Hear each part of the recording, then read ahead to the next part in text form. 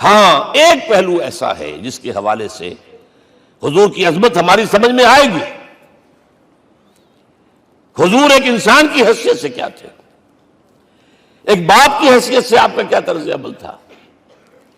ذرا یاد کیجئے، جگر گوشہ رسول حضرت فاطمہ بتول رضی اللہ تعالیٰ عنہ وہ حاضر ہوتی، ابا جان دیکھیے چکی پیس پیس کر یہ گھٹے پڑ گئے میرے ہاتھ میں،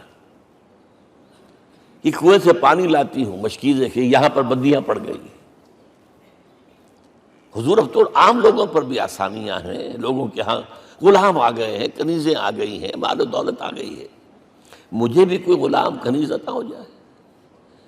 اور آپ کو معلوم ہے یہ لخت جگر نور چشم محمد کی سب سے پیاری بیٹی صلی اللہ علیہ وسلم، کوئی شک نہیں اس میں، فاطمہ کیا بیتی ہوگی حضور کے قلب پر. لیکن فرمایا کیا بیٹی، یہ دنیا کی چیزیں ہماری لیے نہیں ہیں، میں تمہیں اس سے بہتر شے دیتا ہوں. تسبیح فاطمہ ہر نماز کے بعد 33 مرتبہ سبحان اللہ، 33 مرتبہ الحمدللہ، 33 مرتبہ اللہ اکبر کہہ لیا کرو. لیکن سوچ لیجئے دل پر کیا گزری ہوگی صلی اللہ علیہ وسلم. حضرت عائشہ سے پوچھئے، حضرت خدیجہ سے پوچھئے حضور کیسے شوہر تھے، آپ سے زیادہ خواتین کے حق میں نرم، گھر کے کام کا جھاڑو دے رہے ہیں، کپڑے جو ہیں بوسیدہ انہیں سی رہے، گھر میں بیٹھے ہوئے یہ کام کرتے تھے. بہرحال ایک بات میں آپ سے عرض کروں، آپ انسان کی جس حیثیت کا بھی ذہن میں تصور کریں گے وہ ساری حیثیتیں محمد میں موجود ہیں صلی اللہ علیہ وسلم. محمد حاکم کی حیثیت سے بھی ہیں، محمد سب سالار کی حیثیت سے بھی ہیں، محمد قاضی القضات بھی ہیں، محمد ہیڈ آف دی اسٹیٹ بھی ہیں،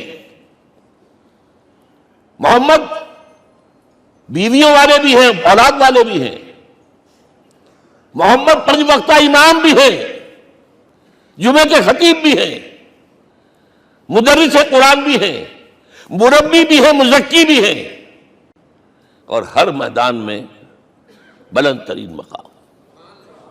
کوئی ایسی جامع شخصیت ملے گی؟ ہمارے ہاں تو حال یہ ہے کہ جو خطیب صاحب ہوتے ہیں وہ 5 وقتہ نماز کیسے پڑھا سکتے ہیں، ان کا تو اونچا مقام ہے.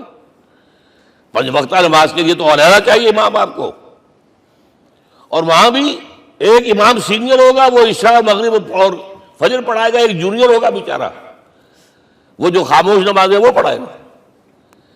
5 وقتہ نماز پڑھا رہے ہیں محمد صلی اللہ علیہ وسلم، اور خطیب بھی وہی ہے، مربی بھی وہی ہے، مزکی بھی وہی ہے.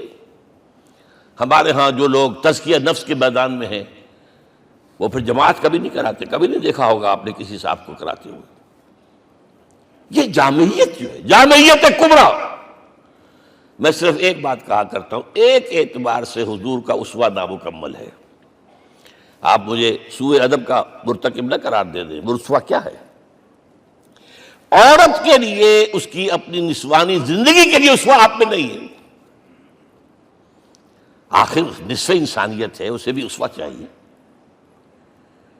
یہ ہے جس کی وجہ سے حضور نے شادیاں کی ہیں زیادہ.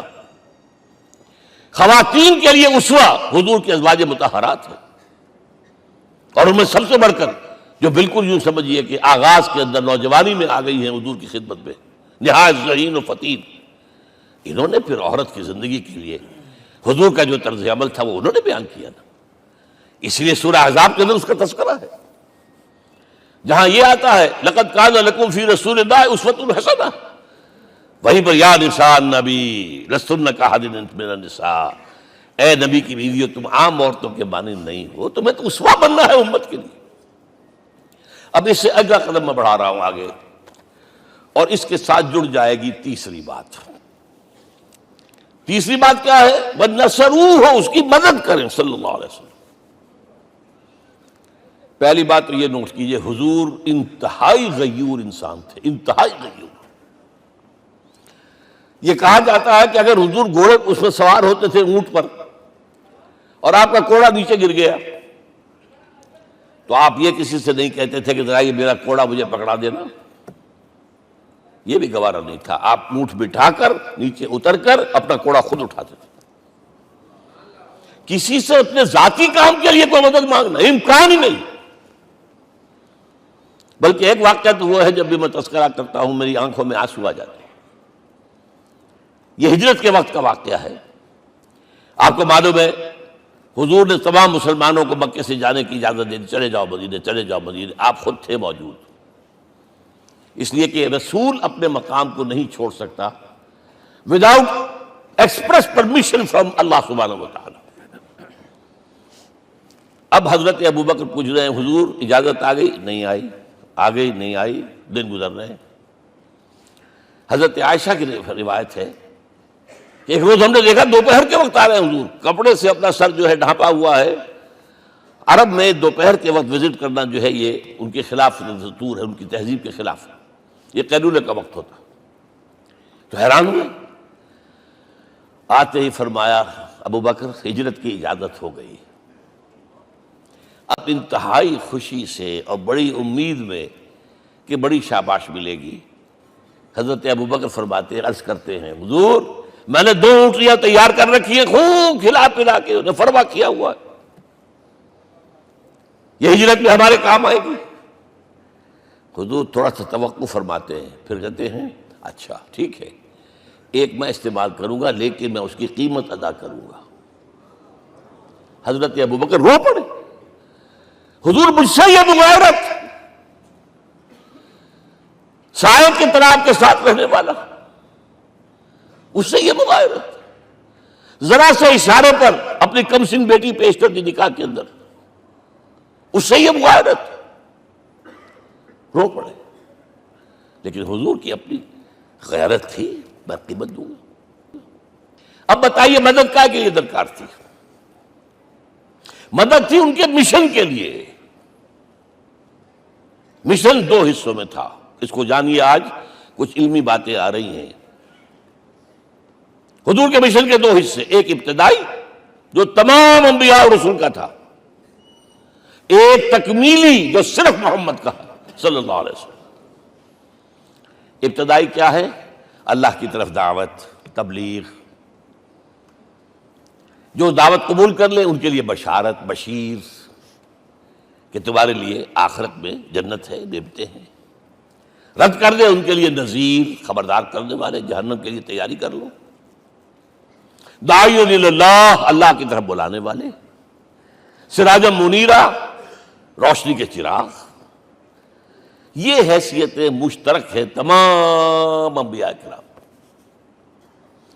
تمام انبیاء بشیر بھی تھے، نذیر بھی تھے، داعی بھی تھے، سراج منیر بھی تھے. اگرچہ ان تمام حیثیتوں میں بھی حضور کا سب سے اونچا مقام علیحدہ نمایاں ہے، لیکن حیثیتیں بنیادی طور پر مشترک. ایک حیثیت تکمیلی، اور وہ کیا ہے؟ اے نبی جو دین آپ کو دیا گیا ہے صرف تبلیغ نہیں، صرف تعلیم نہیں، اس کو قائم کر کے دکھاؤ نظام زندگی کی حیثیت سے. 3 مرتبہ قرآن میں یہ الفاظ حضور کے لیے آئے ہیں، هو الذی ارسل رسولہ بالہدی ودین الحق لیظہرہ علی الدین کلہ. 3 دفعہ سورہ توبہ میں یہ الفاظ آئے، سورہ صف میں یہ الفاظ آئے، سورہ فتح میں یہ الفاظ آئے. وہی اللہ جس نے بھیجا ہے اپنے رسول کو صلی اللہ علیہ وسلم، الہدا قرآن حکیم، ہدایت کاملہ، اور نمبر 2 دین حق. یہ 2 چیزیں دے کر بھیجا. کس لیے؟ تاکہ اس دین کو غالب کرے پورے نظام زندگی پر. یہ معاملہ ذرا سوچئے. اور یہ حضور کے لیے 3 دفعہ، اور کسی اور نبی کے لیے 1 دفعہ بھی نہیں. قرآن مجید کے اس نقطے کو ذہن نشین کر لیجیے.